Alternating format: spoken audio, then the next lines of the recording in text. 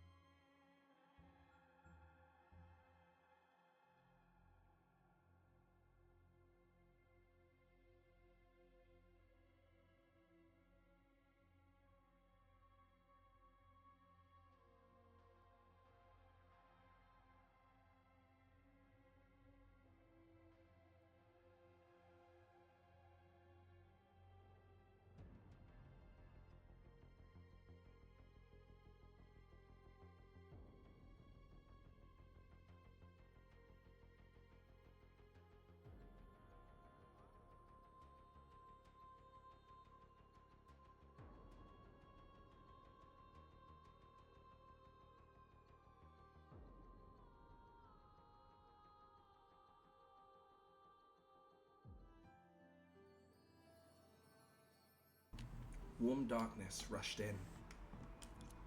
Like a mother's warm hands, like a baby's babbles, like huge clouds, gummies, or flowers drifting gently past in a lightless ocean. And so, thoughts began to flow.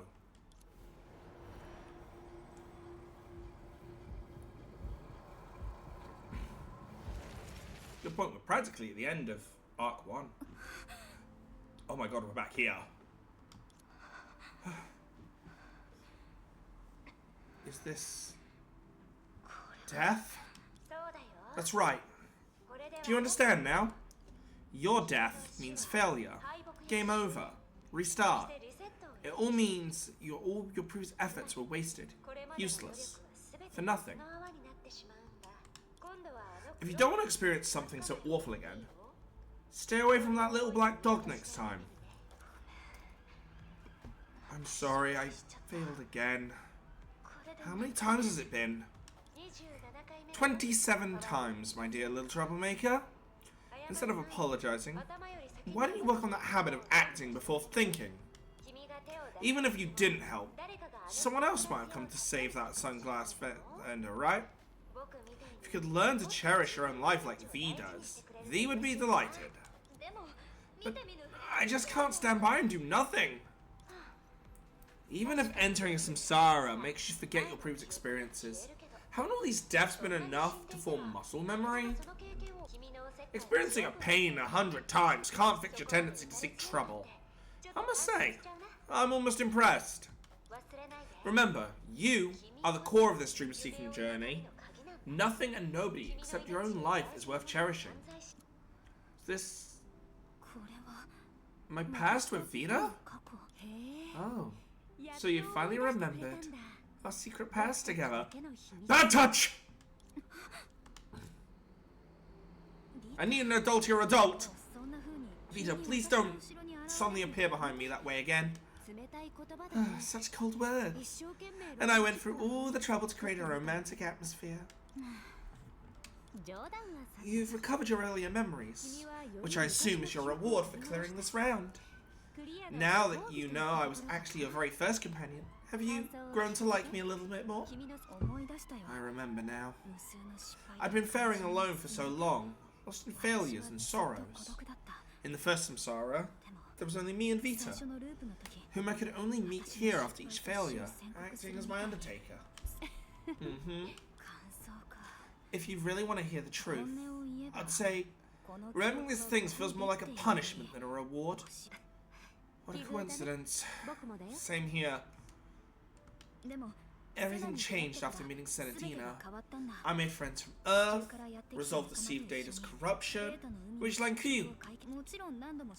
Although we failed several times, their company helped me go further each time. until I achieved an ending, but I alone could never.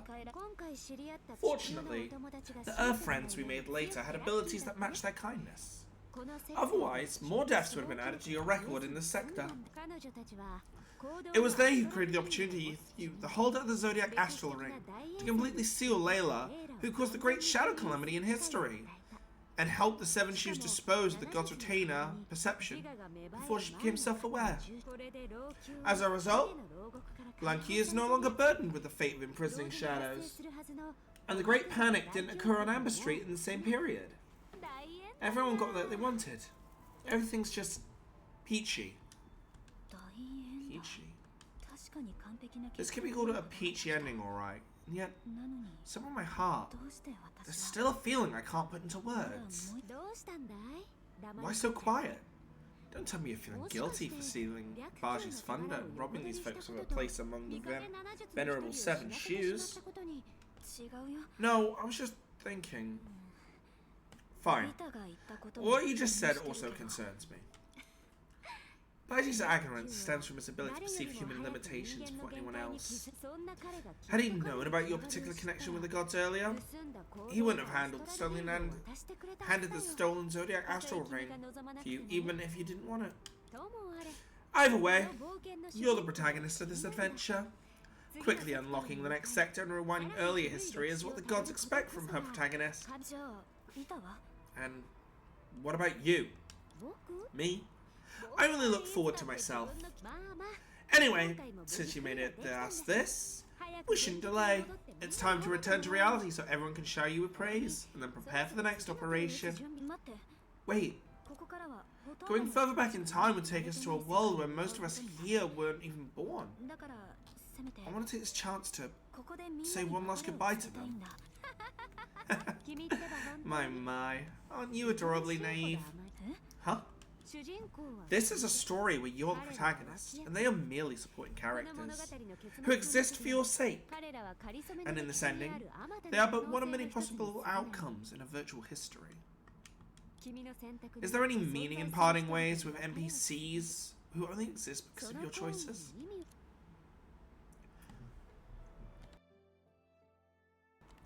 Oh, I'm going to be coughing quite a bit, I do apologise. This question seems to have stumped her. Nana. Wow, you finally responded! Come on, tell Nana the ultimate answer. You arrived at 5 seconds of thinking. Who am I? Though Vita's last words still ache in your heart like a barbed arrow. You couldn't help but smile when you opened your eyes again to see the city that you had protected, bathing in warm sunlight. A fluffy head forcefully nuzzled into the crook of your arm. You patted the fuzzy fur on its head, which was warm and comforting to touch. The answer's 42. Huh? Sorry, that was my favourite joke between Shen and me back on our student days. Nice Hitchhiker's Guide reference. I can appreciate it. You look at Shen, who was smiling at you from behind Nana, and the exhausted Savor behind her. They both waved at you with a smile, as if the temporal gap from moments ago never existed. The blank in time, the liminal space between reality and dreams, or as Vita jokingly called it, the system's main menu screen. Whatever you call it. It was still a place that only you and Vita could access. Perhaps that god's real form was there as well. Give me a second, guys. I want to check something.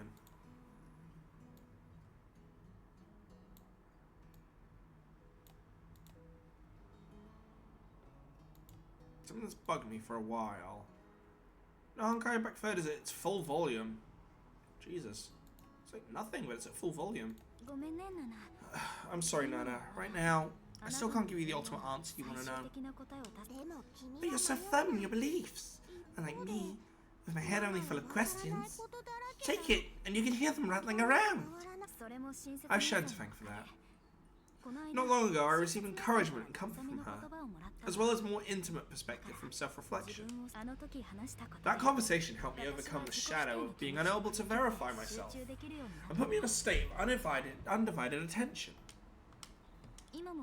Even now, I can't confidently say I've completely resolved this issue, but it's no longer my nightmare, no longer my fear. I'm still very far from a true self. However, I'm certain I've set foot on a path of finally clearing the mist someday. You're amazing! Nana hasn't even found the path to the answers of life yet. She only found her favorite companion. Of course, when I find my way, I'll leave her and become an independent. Sensing that words might come off as insensitive, it quickly added another sentence. Given that Nana's still a tiny dragon, finding the path will likely take an exceptionally long time by human standards. But there are exceptions. If one day Nana has an aha moment, could be tomorrow, or the day after, or suddenly figures everything out, our parting will come much sooner. Oh, my controller died. I wonder why my controller wasn't working. Kinda sucks. I gotta try and get my replacement batteries. Give me a second. No wonder you didn't leave the system with Coralie right away, but chatted with me first instead. You figured it out?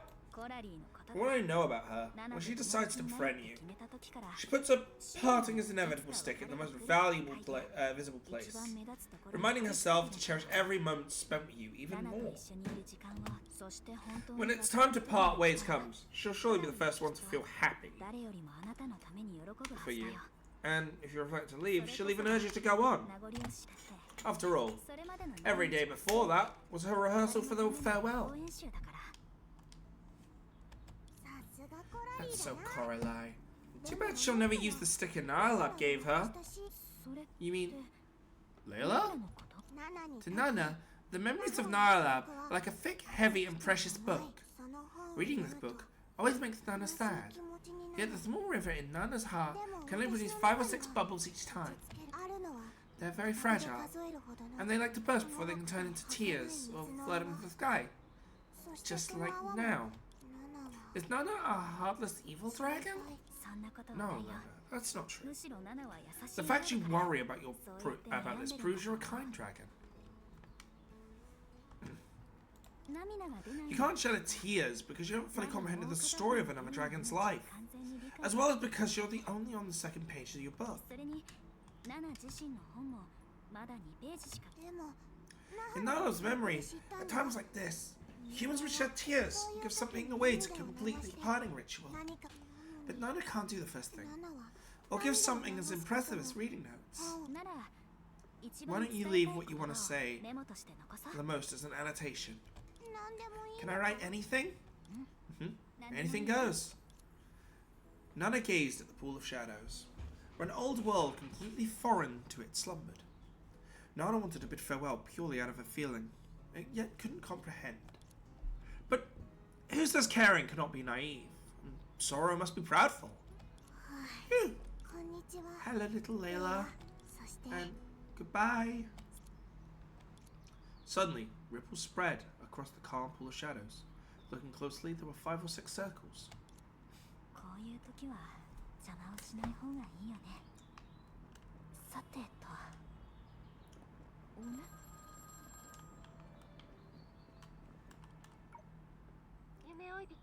Critter, I apologize for leaving in a hurry earlier, and only contacting you now. After confirming that Coralie was safe and sound, everyone was overwhelmed with joy. That's only natural. Even without your description, I saw Healy's hand trembling so much that it took her 4 attempts to insert a V-coin into the payphone. As for what's happening on Hyperion 11, that's easier to imagine. Of course, I didn't contact you just for this matter that everyone had predicted. Ajita just added a piece of information about Ramu. As the god enters eternal slumber, the tower where the god resides gradually crumbles. From this moment on, the city of eternal night shall welcome its true dawn. That's great! It may be inappropriate to say this now, but the coldest hour is often just before the dawn. As an S-Right Valkyrie, I should have been able to do more. Don't say that. Without you, ordinary civilians wouldn't have had enough time to evacuate Tilanku. And we would have been overwhelmed by the swarming monsters before we could approach Layla. You're our savior. Thank you. Perhaps out of habit after each mission, I would start reflecting on it, if I could have done better, if I gave it my all, or how to do better next time. But, for now at least, let's celebrate this hard-earned victory. Krona, you've been staying in the system for a while longer, right? Is there any meaning in parting ways with people who only exist because of your choices? Perhaps this sector will have a brighter tomorrow, but that won't change the life or death battle of the 7 shoes in the previous sector. Nor alter the original history one bit. Then, is the meaning of all this merely my self-gratification? Maybe next time. Alright. I understand. You hesitated. Vita's words still echo in your heart, sharp and unshakable. Could it really be as she said that you don't truly care? That people whose purpose fades in your absence never matter to you at all? Are they really worth your kindness? Were they ever truly your friends? Every time you meet, you poured your heart into rebuilding what was lost. And every time you left, they instantly forgot everything about you. Waiting in that frozen world for your next visit. Living out a life pre-written by the system. Vita wasn't being harsh. She just didn't shy away from the truth. No one knows that better than you. With those thoughts weighing on you, you flipped the V-coin, a quiet gesture of goodbye. As it fell, the Shuang's history split in 2 endless parallel paths that would never cross again. And when the sound of all that fall faded into an echo beyond recall, maybe then, only then, with your soul trembling, you'd remember that what was holding on to was what you chose to let go. I'll give you a chance to pick it up again until... Oh my god! So that's literally a you must do this option. I'm kind of glad I selected that now. Through the Samsara's may test. Though the Samsaras may test your friendship over and over again, within existed something that could never be changed. It made you who you were. And the same applied to them. Now, go and claim victory, Corona. This city was preserved through your tireless efforts. You deserve to receive everyone's gratitude. That's interesting, though. An unknown voice. Replays. Let me go! I cannot. Isn't that? All transportation hubs from Lanka to Rima are now paralyzed. Going there alone under these circumstances is pure fantasy. Think twice before you act. This might be our only chance. I must find clues about my sister before that tower completely collapses. Besides, I think you're the one that needs to hear that. Me? What do you mean me? You're the one who limped here, despite being wounded all over. Are you worried there might be shadow monsters left unkilled? And plan to keep fighting in this condition, are you? You actually made the right guess. You really are something. I patched you up. That doesn't mean you have to... You don't need proper medical attention. You should go home and rest right away. I won't stand by and watch you put yourself in danger. So, Shen, you want to go to the tower? That's right. With this injured person holding me back, and my fearing that I'd be too forceful might reopen her wounds. Maybe I can help. Huh? With this V-coin, you can use the phone booth on the street for long-distance warping. I can ask my friend to modify it a bit, which should be able to send you to a phone booth in Rumu. Really? That's wonderful. Thanks, Steve. Thank goodness. See? Told you. Think before you act, the solutions will prevent themselves. You just got lucky there. Still, thank you so much. Let's get the formalities in this chance encounter, Miss Savor. You should work on that stubborn attitude of yours. Look who's talking. The V-coin that wasn't used in time and was passed into Shen's hands. The coin fell, a new fate emerged. I hope this time Shen won't return empty-handed. She's clever, and the most determined good person I've ever met. If you break the walls around your heart, you gain something unique no matter the situation. She must be happy to hear all this. Let's wish her a smooth journey by the phone booth. Speaking of the phone booth, I did trace trace of gadget on it. I can't be wrong. Rona, how do you know Vegeta? Huh? Well, we're no longer temporary partners, so our previous agreement about not questioning each other's background is void. As friends, I hope we can be more honest with each other. Early in Dr. Vegeta's relaxed state aboard Hyperion 11, you let out an awkward laugh. For some reason, Vegeta predicted the disaster, and with the external help she arranged in advance. I thought Gadget was all the help she could offer. I cursed at her several times for deserting us. So, you were the real help she sent us. I owe her again. She probably won't mind. Indeed. That woman doesn't care about reputation and wealth. And to her, friendship's but rags and tatters. From now on, I'll have to train harder. At least, I need to stop ruining the uniform she buys for me. Like this in every fight. You're more concerned about your body than your uniform. Bodies heal over time. Clothes cost money. Savor, I know you don't believe in permanent solutions, but this time will be the last time. I promise. You promise? The hint of a smile tugging at her lips suddenly made you feel that hasty promise, which sounded as unfounded as could be, might not be entirely worthless after all. Like everyone else. I hope for good things to happen again and again, while denying, despising, and resisting the bad things that repeat themselves. However, on a long night, on a night long ago even, the world showed me its true nature. Not a lord of justice, but the enemy of mercy. I never let my guard down before it. Don't front just yet. I have a habit of building up to my point.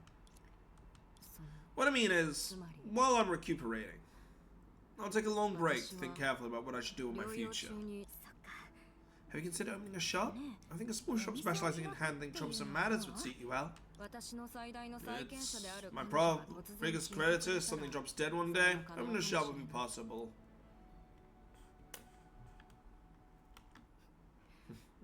She won't die, so it's fine to say that. Even if she does die, it'd be a deliberate means to achieve some purpose of hers. Thanks for the suggestion. But I'm afraid I won't be able to open this small shop in my lifetime. I think this is the first time I've heard you crack a joke. I've done it before. It's just those that hear them rarely laugh. Krona, farewells are only for when you're truly depart. We're still alive, so we don't need them yet. Just move forward with a light heart. So you've known all along. Why else would I say so many things? I see. Do you want to go back to Amber Street with me? No, I need to rest first. Well, I'll be going then. Krona? Yeah? Even those who love walking with their heads held down will eventually look up to the sky. I promise. This land, long steeped in fear, would once again return to silence with the ending of the story. Before that, someone who had always tried to do something, even after breaking down crying, had finally slowed her steps. And thus, in a brief moment illuminated by hope, she had a peaceful dream, free of fear. Next, I should head to Amber Street.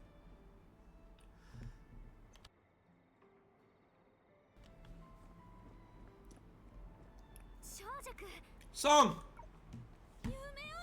Krona, did you see Selma on your way here? Huh? No, I haven't. Where'd she run off to? If anything happened to her right with it, everything's supposed to be perfect, I swear. I won't be able to show my face in public again. Calm down and tell me what happened, okay?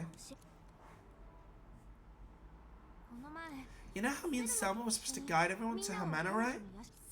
I went through hell and high water to bring every single soul there. But when I was about to give Selma the good news, poof! She was nowhere to be found. The last person who saw her said that after finishing escorting, she immediately turned back. Like she was in a hurry to find something. When I heard that, I broke into a cold sweat. I know it sounds far-fetched, but it might have something to do with Duo going missing halfway through. What makes you say that? When we're gathering everyone to safety, I saw Duo wouldn't budge no matter what. And since Thelma seemed pretty good with dogs, I just shoved the dog into her arms real quick and asked her to take it to the manor for me.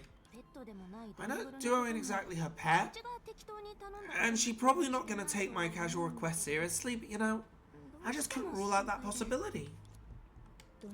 Since Duo refused to leave, it must be going to one of this Toast's old hideouts. If someone wants to find Duo... Song, I know a place we can go. Follow me.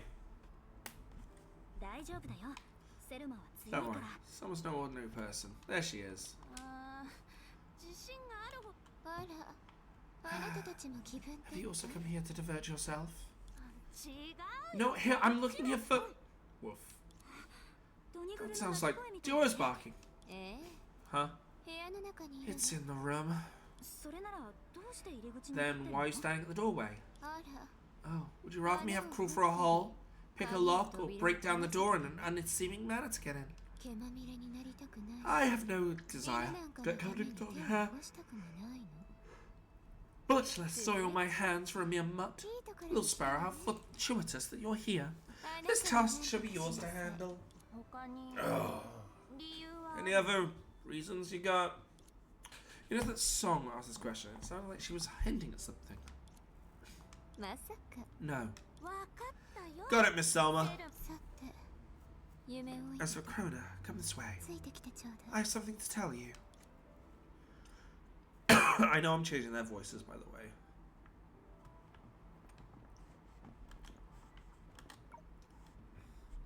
Thelma's hand had you a handkerchief that was wrapped around something, seemingly an accessory.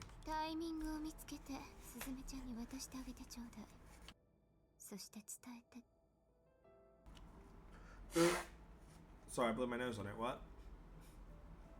Find a suitable moment to pass this to Little Sparrow and tell her. Krona, give me a hand! The moment Song looked at you, Selma quickly pulled the handkerchief back into her palm. Let's pretend I said nothing. Go help her first.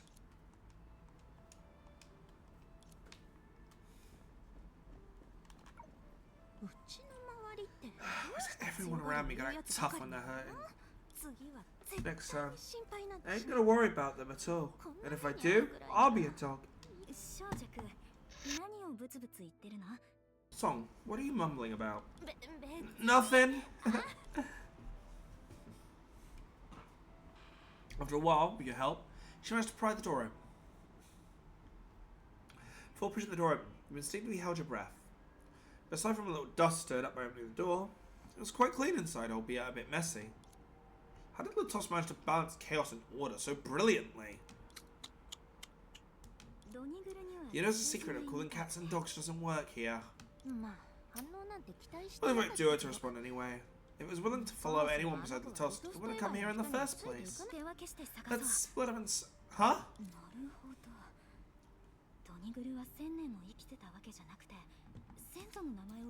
Stu isn't a dog that lived for 1,000 years, but rather many dogs sharing an ancestral name? The puppy that Layla first gave to Latos accompanied him for many generations, but we hadn't rewritten the ending. It would have perished here in the Great Shadow Calamity, ending the legacy of Duo forever. That reminds me of the ancient anecdote about the toast being a shared code name by the event organizers, and the memory I saw firsthand in Sector 1. To see you, I intentionally made myself feel fear. In other words, what Latos truly feared was, after Duo refused to meet Latos before he sacrificed himself for the Pool of Shadows, yet stalked its life to fight against perception. Or staked its life, ultimately forgetting everything and reverting to its original form. This is not a memoir that can be taken out of the system, but a memory that transcends the shadowed time.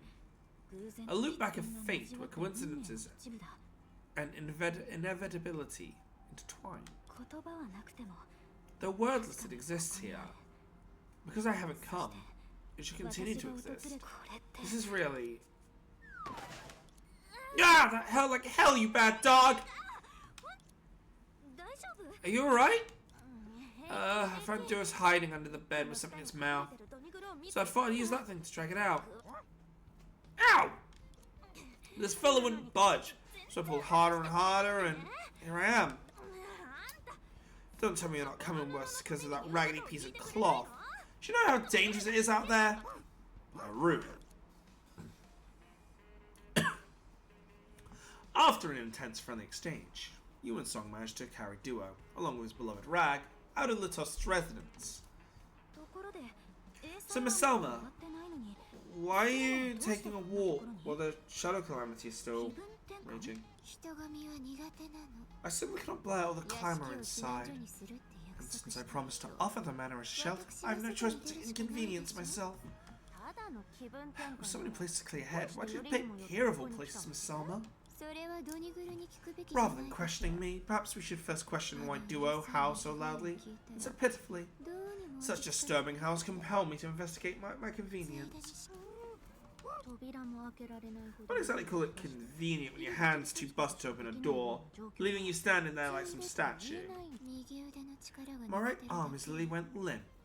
You, on the other hand, I merely instruct you to bring out the dog, not to get yourself all dishevelled and covered in scratches.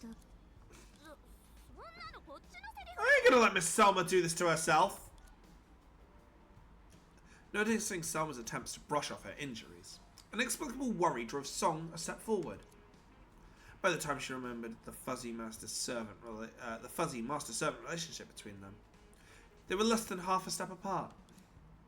At this distance, the fact they went unnoticed finally became apparent. Selma was actually 1 centimeter shorter than Song. What are you doing? One touch and I'll know if you're tired or got a dislocated joint. If you want both incense and a bath, and at least wash up. Spare me your quackery. Miss Selma, did you come back to find Duo in such a hurry because you promised to help me out? If that's really the case, then I gotta take responsibility for your injury. How presumptuous of you. Duo's hardly a pet to me. And I certainly wouldn't concern myself with your casual requests. From beginning to end, it was merely a passing fancy. Well, I had to come up with the exact same excuse I thought of. Actually, I was also injured in the previous battle. Since we're all hurt, why don't we go together to get treated by Mr. Baishi? As long as it's free, I don't mind.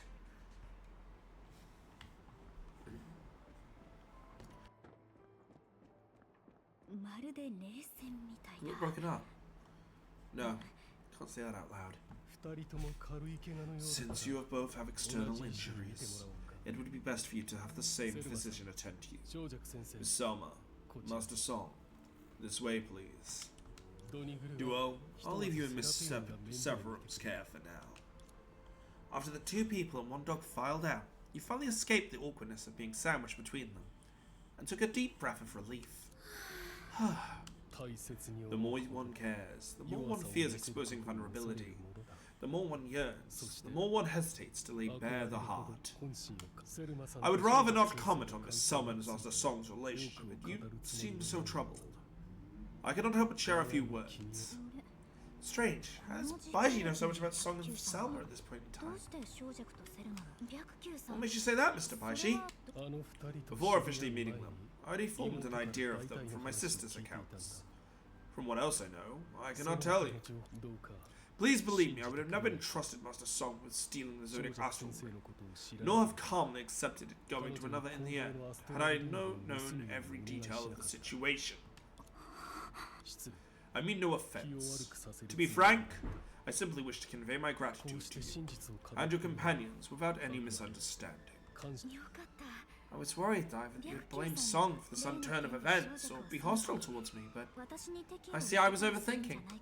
Song's a good friend with my sister, and both of you are the hero who purged the Shadow Calamity.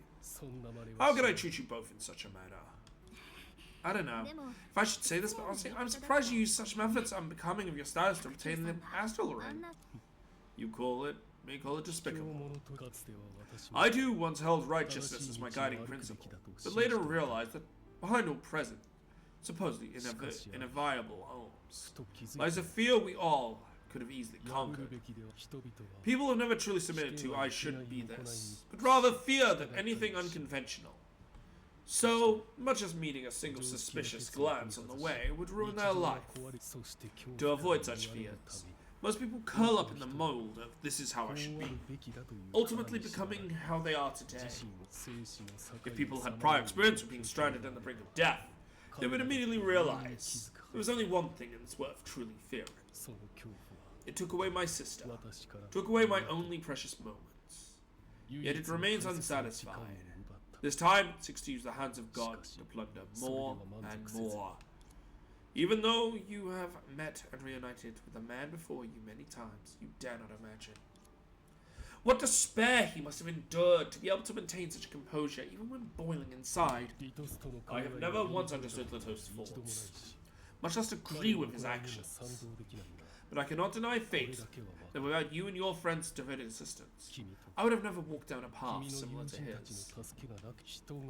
The so-called human god in this banner, that humans may raise for themselves with the divine toy with the divine toy with the fate of morals. But in the end, we are the shoes connected by fate. If we do not tread the path beyond humanity, how can we create, let alone triumphant over the divine? What if the path's filled with mistakes and endless suffering? Bruno, you already know my answer. Because for you, this place is merely a crossing point between coming and going. How did you... The threads of events have long since woven a web of foresight. Though I cannot freeze the moments that slip through the web, I can discern the specks left within it. If you may prefer, you may call it intuition. In any case, after the gods enter their eternal slumber, we too shall have to revert to ordinary people, destined to never reach that place you will reach. However, should you need assistance in the days to come, I shall spare no effort to repay the kindness you have shown today. Then, I need to thank you first, Mr. Baishi. You're welcome. By the way, if you're going to visit Miss Selma and Miss Song later, could you return this handkerchief to Miss Selma for me? I am an outsider after all. This matter should be handled by her personally. What a troublesome and awkward heiress she is. So, Miss Thelma, have your injuries been treated? I was trying to begin with, Miss Thelma? You know what I mean? Q, you are being rather garrulous. So, what's your plans after this? I think you should set your sights higher, Song, like becoming an actor, and one day standing on stage where everyone can see you. Even if I want to become an actor, I also gotta save up money first, you know? Once post-disaster recovery is complete, people will need more recreational activities. In other words, there'll be business opportunities. How delightful that our minds think alike. I too am planning to utilize my family's accumulated wealth and connections to develop the entertainment industry through Arantes, and even the song. Look at that! What a coincidence, Song! Crona, some paths aren't meant for folks who can't keep the trap shut. I ain't looking to get booed off stage because I ran my mouth too much and couldn't handle the heat. Instead of worrying about that, I'd rather figure out how to get in a good with young Master Baishi. What for him might not get me filthy rich, but I'll know how to worry about food and clothes for life. Baishi. But I have one question, Q. Which is more difficult for you? Acknowledging your worth or accepting my help? What? You're asking me? I should be the one asking you. Why'd you get to keep your thoughts to yourself while I gotta spill mine? That ain't fair, you know? Just so done with this. I only have one question, Q, putting aside Baishi's plan. Do you want to live or die? Oh, it's probably better for me to just die like this. If she must have a fate arranged by others, why can't she just listen to me? Well, circa twist words. Preserve one's dignity to the greatest extent. They sound too cruel in the face of life and death. How could water blend with wine? Since slowly pouring them from the vessel wouldn't do, your only option was to break the vessels together. If there's no future ahead, then we should say everything we've waited for in one breath.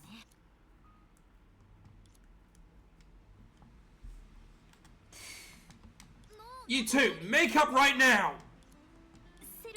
Selma, is being perfect at the time really that important? Song doesn't even care about that.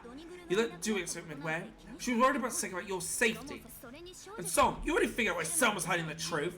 So why don't you trust your instincts? Instead of testing over clumsy lies and betraying your feelings. Let me be frank. It's not just me and others. Selma also... No. I bet she values you far more than I can imagine. Huh? I know these words are offensive, so I must apologize to you two. But I don't want to leave any regrets in our final parting. And I don't want my friends to have any regrets either. I'm going to have a chat with Seraphim. See you two later. For leaving, you shot the handkerchief, which Selma had passed to her. And you ran. Why'd you run off like that? You had to say goodbye. We haven't even done that yet. We're not saying goodbye. Retain the possibility to meet again. Don't you agree? I guess so. Kronos forced her words pushed the two into a pure white space, where there were no high walls to obstruct words, nor colours to deceive the heart. Since we kept this little crown all this time. Oh, you've kept it. You better keep a close eye on it. Who knows if I'll be the one to find it next time. Got it. Thanks. Hold up. I've never shown this to anyone else. So what do you mean by all this time? Clothes cannot determine a person's worth. A person's worth can only be given by themselves.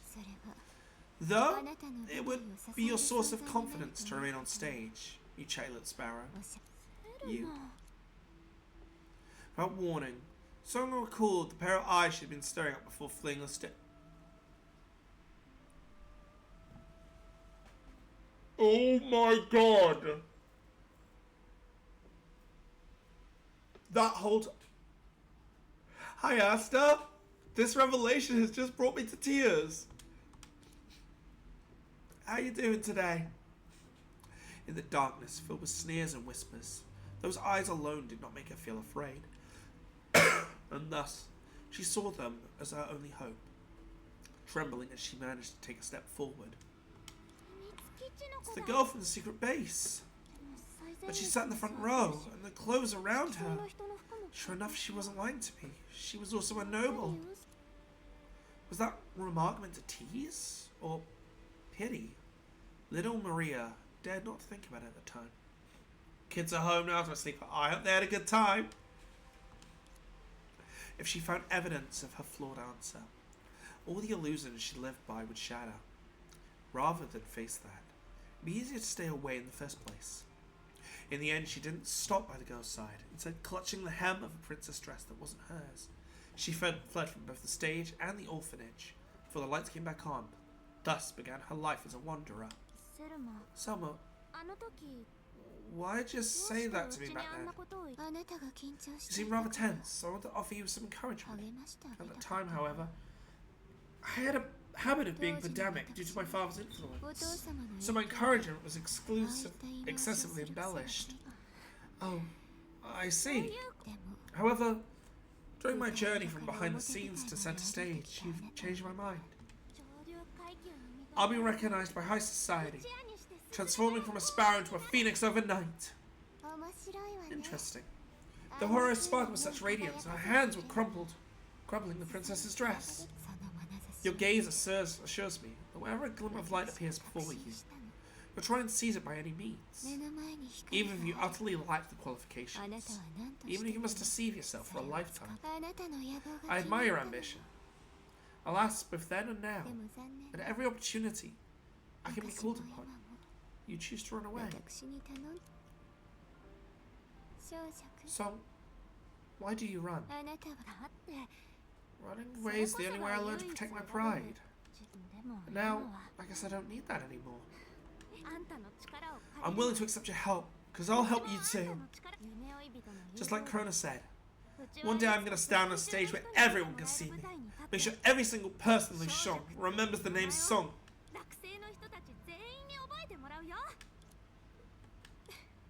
Very well. The first step to becoming an actor is to rid yourself of peculiar verbal tics, wherever that may have come from.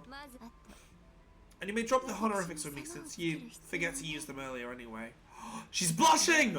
Holy shit, she's blushing! Oh, they really said for the end. Yeah, okay. They aren't they were roommates, but they're not roommates. All right then. You address me differently too. Is she gonna call her Maria?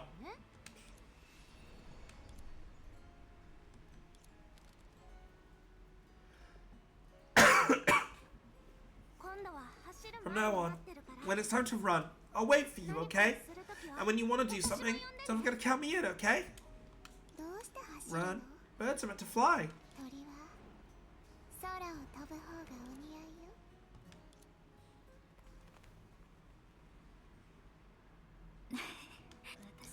I just said so many things I wouldn't have normally said. I hope this won't make them think oddly of me. Oh my god, wait. So yeah, this is the end of this chapter. Or it's likely going to be the end. Last but not least, Seraphim. After Layla left, you must have felt awful.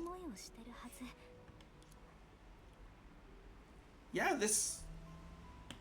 Because the next... Oh my god. The next patch is bringing us Alicia. So we might be returning to the Elysian realm in some form or fashion.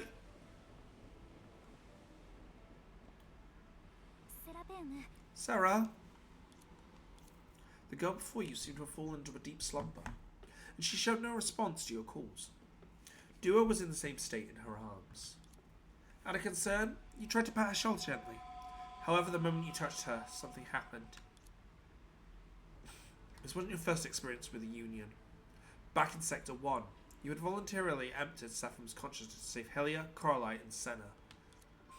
At this moment, your eyelids felt like two heavy gates, imprisoning your thoughts as they closed. You sank uncontrollably into an undulating darkness until you were completely submerged in it. This place was damp, cold, dearly sorrowful. You quickly reached the boundary of the space, and a question emerged. If your life were to end in 10 days, what would you do?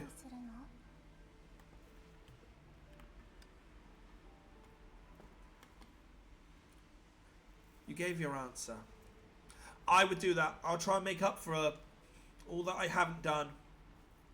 I'll try and stay strong for my friends. I'd let them know, but I wouldn't be bidding them farewell. It'd be a case of see you tomorrow, on the other side. I'll be waiting on the other side of the Rainbow Bridge. I'll be waiting with a banner, a party, and life will go on. Don't be upset because I'm gone. Be happy for the memories we shared. That's kind of how I approach death in general, or try to. Never be, or, well, relationships and death, put it the same way. Don't be sad when they're over. Be glad they happened. Remember the good times, and keep those cherished. I'm gonna go find some Vicks Rub in a minute. Unfortunately, my nose keeps blocking up. You gave your answer, while knowing that countless answers you had not chosen was still keeping you afloat.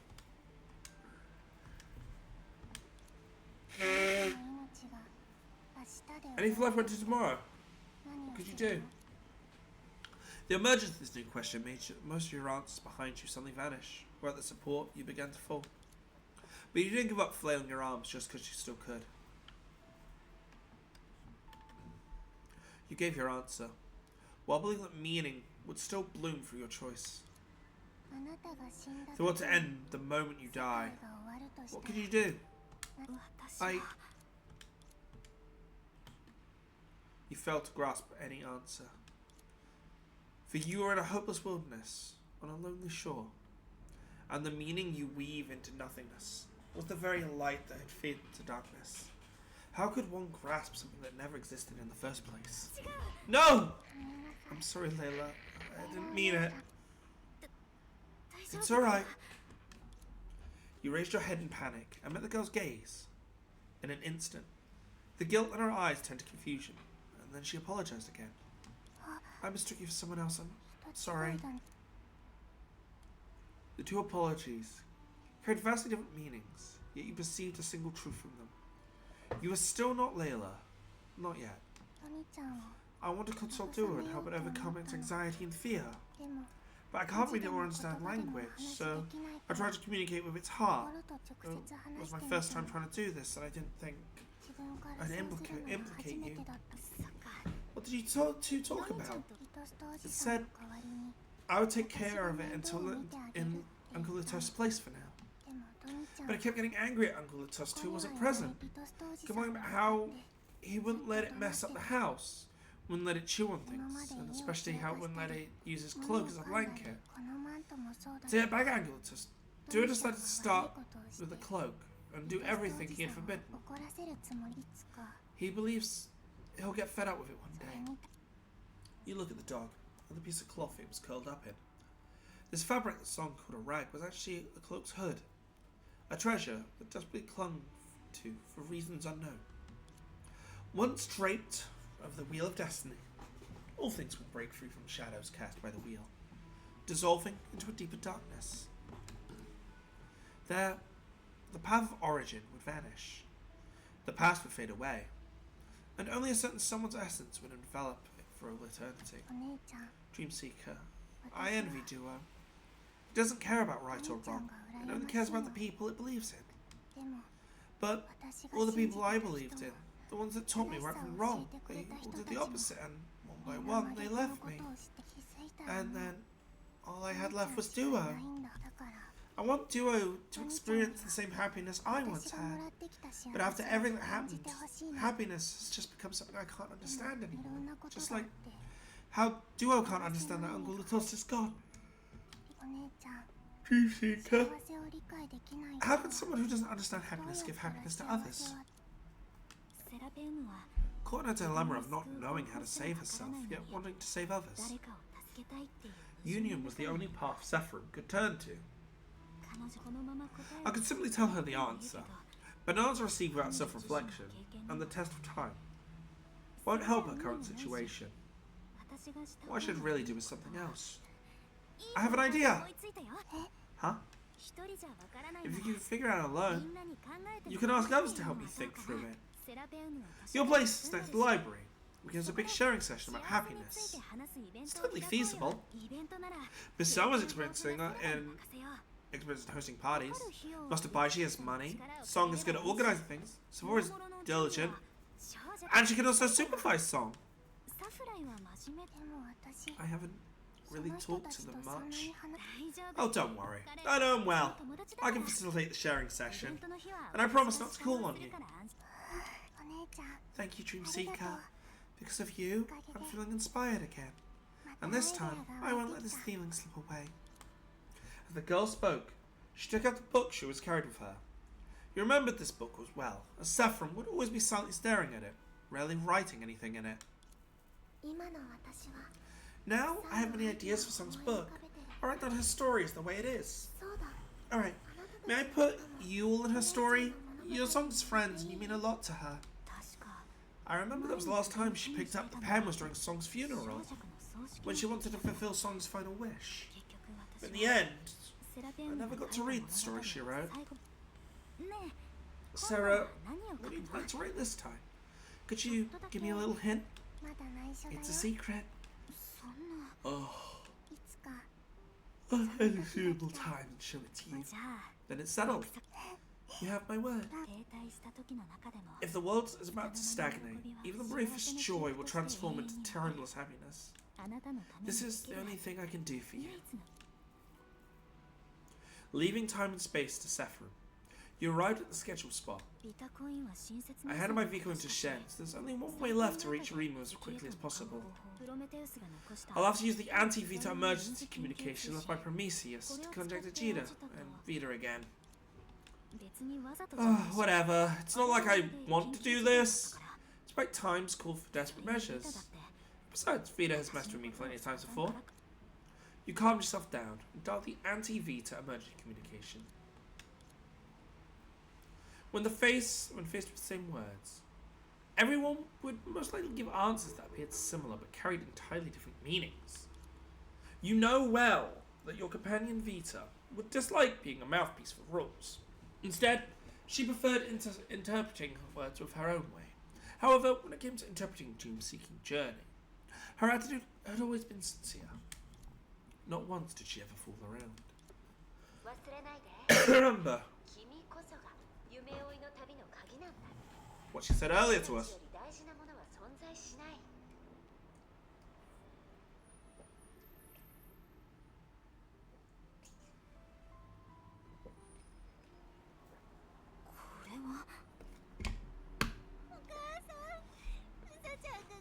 Oh no, her body! Oh. Everything will be alright, huh? If only I had been braver. If you had been braver, would have been lost more than just a bunny. It's okay, darling. As long as we're alive, that's all that matters. So the tower's collapsing, yeah. I remember you. You're Bianca's friend. Yutong, Yulu, your grandfather. During the evacuation, the group from our martial arts school ran into a wave of shadow monsters.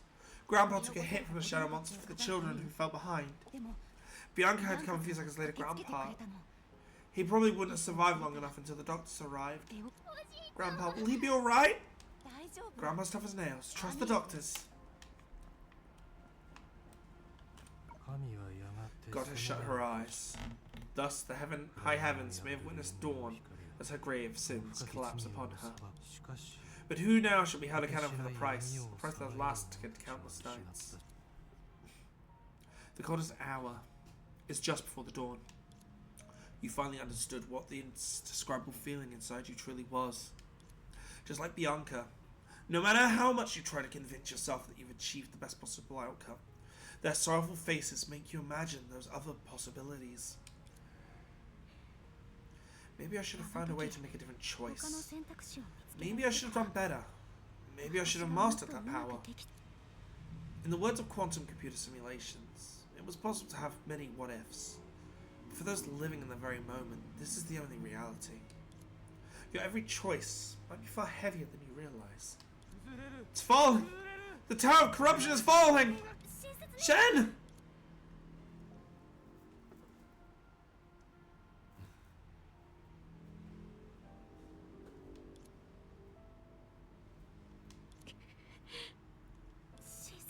Shen?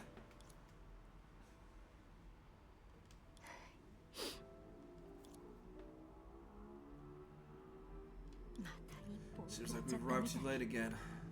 I'm always missing out, aren't I? Again and again and again. Really a disappointing little sister, aren't I? But hey, at least I found your pendant.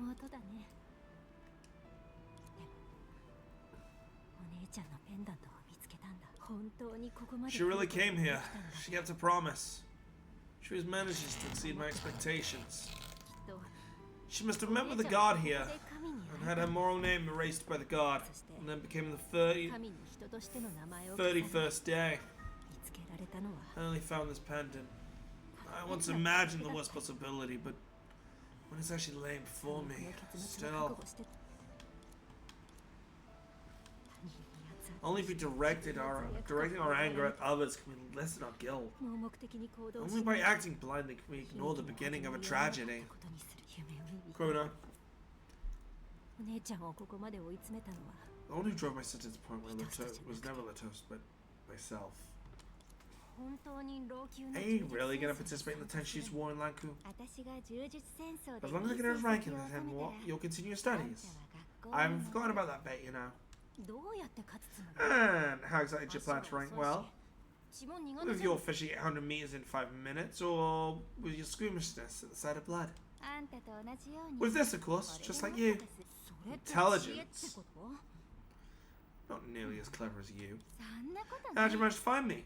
I spent days coming up with a perfect plan to avoid you. So many questions. I'm your sister. I can figure out where you've gone even in my sleep. Shen, I recalled when you were little. You thought my pendant was beautiful, tried everything to get me to give it to you, right? Save it. I don't want it as a farewell gift. I wasn't planning to give it to you now anyway. Then, let's wait until it becomes a blessed treasure of the Tenshi's war champion. I didn't listen to a single word my sister said. Apart from being smart, there was no way she could have become the champion. However, even though it was striking clear she could never be the champion, the unease in my heart never diminished in the slightest.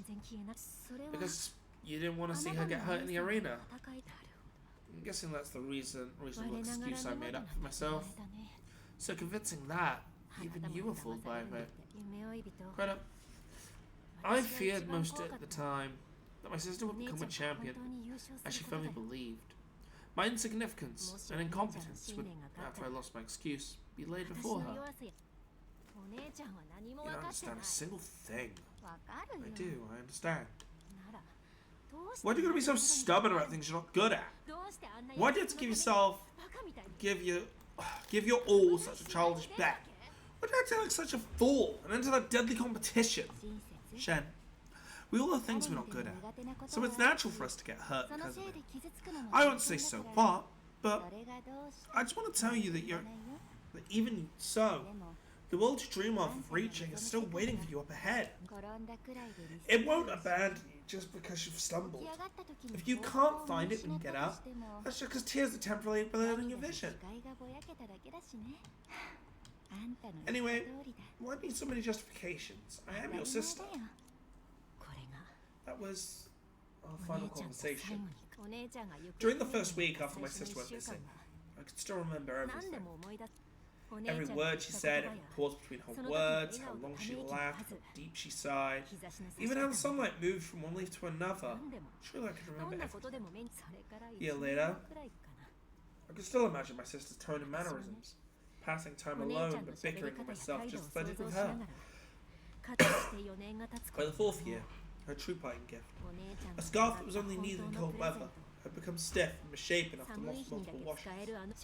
And now, in the story I'm telling you, how much of it is already altered by my memory and how much of it was never said by my sister, I can't be sure.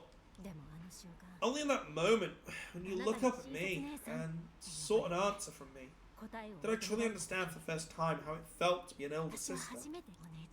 My sister? She fulfilled every single promise she made. She became the champion of the Tensions War, gave me the pendant I loved, yet when she should have been the proudest, she couldn't lecture me like she used to. Grown up, let's part ways here. I refuse. You.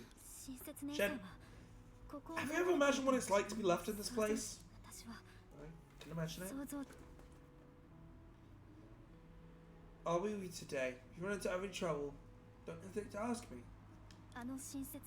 You always wear that energetic smile, lamenting how tough your research is while achieving remarkable results. But in your spare time, you never truly rest. You're either keeping up with fashion trends or participating in outdoor activities. You're way too passionate about life. This is the most common remark of people who know you well. But all of them, even the juniors, most rely on you. They don't know what you've been through to get here, nor why you remain ambiguous about the reasons for joining the Data Research Institute. You just smile, never deluding yourself into exaggerating the light of hope, nor giving up on yourself to live an aimless life. That version of you revealed another choice to me. Perhaps we can accept the existence of despair and continue to love this world, even when those we love are gone. I can't imagine myself being like that. Shen, you've always been someone like that. Why would you need to imagine it? I'd say even without me, you'd leave this place anyway. After all, you're clever. You're the most determined person I've ever met. She's clever. And the most determined person I've ever met. What about you? What choice will you make? When you're in a crowd, your gaze will occasionally wander. First I thought you were spacing out, but then I realized you must have caught your attention. The person must have long red hair, right? Without properly parting ways with those dear to us, our sorrow becomes tears that can never fall to the ground. But even if I had a proper farewell, would I really be able to walk out of here with a smile? I need a pillow, my back is sore. I'm putting on my lumbar support pillow. My sister always said that when you can't solve a problem, you can always skip to the next one. So when you don't know which way to go, you can always keep moving forward. It's exactly the kind of thing I'd imagined you'd say. I was just speaking from my heart. Though I can't imagine my future self, to linger forever in the twilight when my sister departs, it's not something my current self would do. I will carry this twilight with me. I'll go forward towards the dawn where she awaits. Yeah, you can absolutely do it because... Huh? What a busybody you are, but it's about time. Vita. Before that petty god runs out of patience. Let's get moving.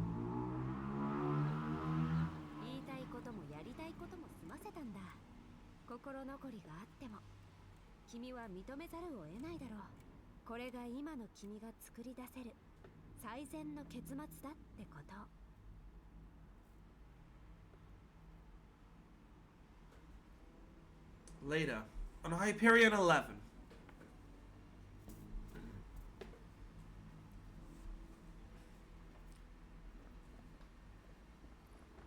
Oh yeah, Dragon's here.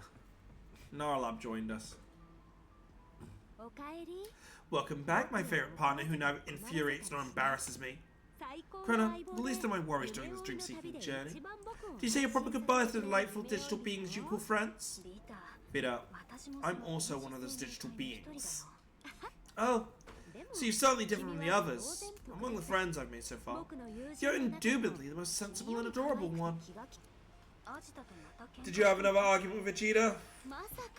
Oh, how could that be? A pitiful, weak and demure girl like me doesn't have the ability to provoke the esteemed and mysterious doctor. Vita, if you have any complaints, you can speak up about them. Who knows? I'm not bold enough to make such proclamations. Might be maliciously accused of talking behind people's backs. Vita's pretentious, seemingly suggestive words were interrupted by a loud slam on the table. In any case, I hope you will all reflect carefully on your actions this time. Wow, so strict. She's already been lecturing for an hour. They say the kindest people are the scariest when angry. And seems believing. Yikes, but don't draw their attention right now. What's going on? Isn't that voice... If you're so curious, why don't you take a look for yourself? Observe how Shitsho's most medical chief has your fearless, unyielding friends trembling in their shoes.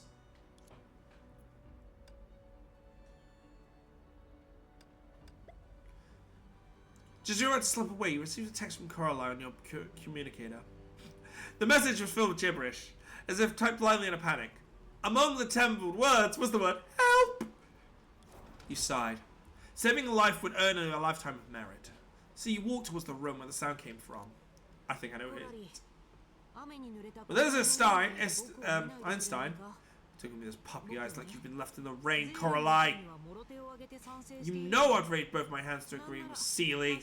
If I could, I'd even have to raise my feet. Her name was mentioned. Are they... I mean, we saw this picture prior, but there she is! Seely rejoins the story, which means Savannah has to be close. Well, actually, I think Savannah's already been in the story. As we left off, obviously, Seely and Savannah were traveling together in the post-story before part 2. So...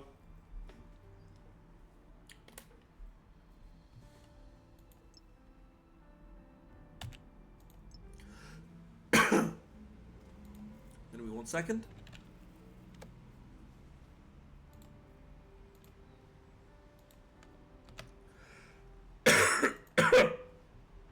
Dr. Einstein, please don't joke around at a time like this. You spoil them too much. It's because you weren't serious when you should have been that they've developed the wrong mindset. Yeah, it's my fault. I'll reflect on this. Children are very sensitive.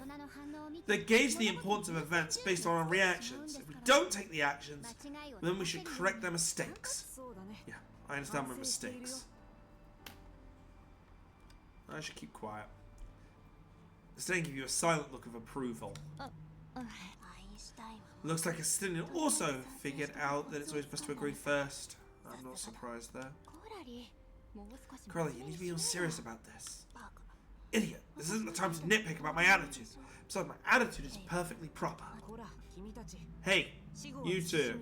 Stop whispering. Stop looking around. No one's going to speak up for you. You do some proper reflection on your mistakes. I've already been reflecting for an hour. Hilliard, don't give me that disapproving look. There's no difference between 2 minutes and short of an hour and an hour plus 2 minutes. Hail you delightfully.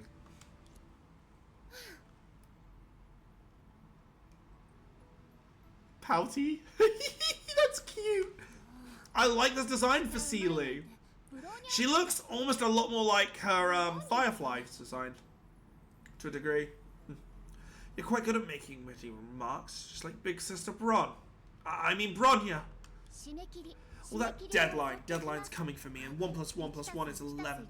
So 3 hours of sleep is enough. Wow. Only Miss Bronya could have come up with a theory so ingenious. Correlate. I don't think Senpai was complimenting her. I know that, you straight dummy. Goodness me. Staying calm in the face of adversity is certainly a good quality for a Valkyrie, but you must understand that you've been for a life or death battle. It's not really a big deal. I made it through 3 totally unreasonable trials and inherited the power of Dragon Sire while I was there, that's all. Helia had a big battle against another Helia for some bubble universe or parallel universe or whatever. She only managed to turn things around and even win thanks to my encouragement. Are you trying to praise me, or are you trying to take the chance to boast? That's what we call a win-win, get it? 3 trials. The same person from the bubble universe. Inheriting power. This story sounds oddly familiar. Well, it's a product of a Martian quantum computer after all. If you ask me, Martians are so unoriginal. These plot devices have been used to death. Actually, one also inherited the paradigm of reason through similar trials. What I mean is, if something's been passed down from generation to generation, there must be a reason for it. It's a classic tale. But Corlai's right. Her encouragement motivated me to make peace with myself and take a big step forward. I guess I owe you two. Since you're being so frank this time, I suppose I can grudgingly admit that you helped me get through these trials. When we work together, there's no mission we can't accomplish. You once bragged about this, and look, we've proven it true. Bragging? What do you mean by that? Don't put it so crudely. That's just my brilliant foresight, prophetic vision, and my mystical divination. Well, impressive, aren't you? Do you mean to praise you as well? Oh, we're screwed. Like guilty children. The two of them had it straightened up against at the same time. Neither of you are reflecting on your actions. Completing the mission isn't everything. What Dr. Estinian and I want to hear isn't a report detailing the mission specifics.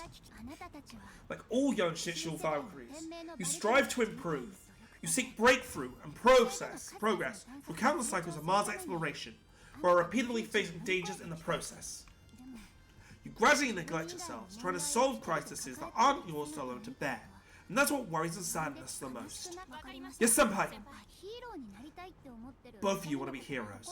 So you're struggling and pushing yourselves. For that, perhaps that's not necessarily part of your growth, but don't forget how precious you are. We can't accept failed missions. We can accept failed missions, but we cannot tolerate losing you to succeed. Yes, Senpai! And you two, come and sit! Me?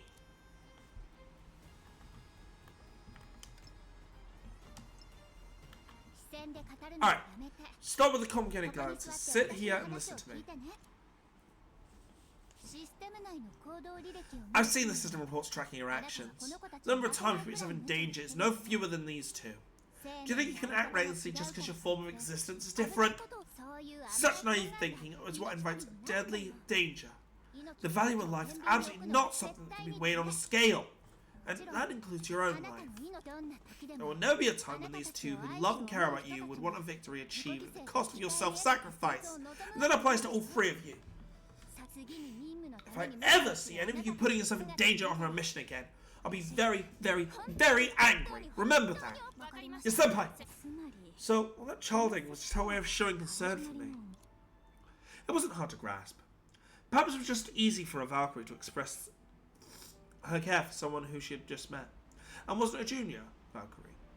She chose a roundabout way to do it. It felt extremely touching. Such a gentle person, like family. Providing a sense of security, and being a reprieve for others. There was also a desire to protect and start anew. By the way, do you get that feeling? Although we haven't known each other for long, when the five of us are together, everything seems to flow smoothly. You look great, by the way. It seems you've been thriving here, even under our capitalist professor's instructions. Don't worry, Chrono. Everyone's your friend. You can trust us all. Just as long as it's something Coraline and I can do, we'll do our best to help you. Because you're our friend. Isn't that right, Coraline? Same here. I'm always surrounded by such kind people. Yes, senpai. Good to make you understand. Make sure you don't forget next time, got it? Seems like everyone's parent. No kidding. I heard Miss Bronya can't hold her head high in front of Seely senpai. You and Bronya are the same. Why couldn't you ever learn to carry yourselves better? Every time I notice her food delivery app membership level rising, I know she must be pulling all-nighters in work again. It's like throwing takeout packages in the neighbouring company's trash bin was pointless. I already told Miss Bronya that wasn't the reason she was getting caught. Seeing Bronya being completely absorbed in her work with dark circles in her eyes made me angry and worried. All I could do was force her to rest while Project Bunny and I helped her finish the work. Dorothy senpai. We have a straight-A student Helia keeping an eye on me. I'll definitely maintain my healthy schedule with regular meals and become a model Valkyrie. But you never heeded my advice. Well, next time, I promise. This attitude of yours is the cause of my worries. Helia, Coraline, Principal. Teresa said once you've rested up, head to the combat simulation room to test you. Sorry. I have some urgent matters to attend to. I'll be going now. Bye. Long time no see. What's the hurry, Sis Bronya? Hi, Seely. So you're here. It's been a while. It has, hasn't it? So, what up, brilliant Bronya? Care to guess how I felt when I found you passed out from exhaustion the moment I arrived? I'm sorry. I can't hear you. I was wrong, I'm sorry. The combat simulation room, right? Helia, Coraline, come on, hurry up. Seely, Bronya, we can chat another time. Bye!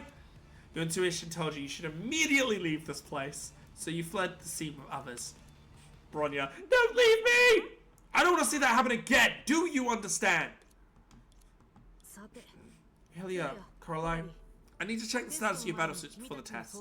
Attend to the combat simulation room right away. Corinna, you should rest on the bridge before joining us. Yes. Listen up, Coraline. Nothing happened just now.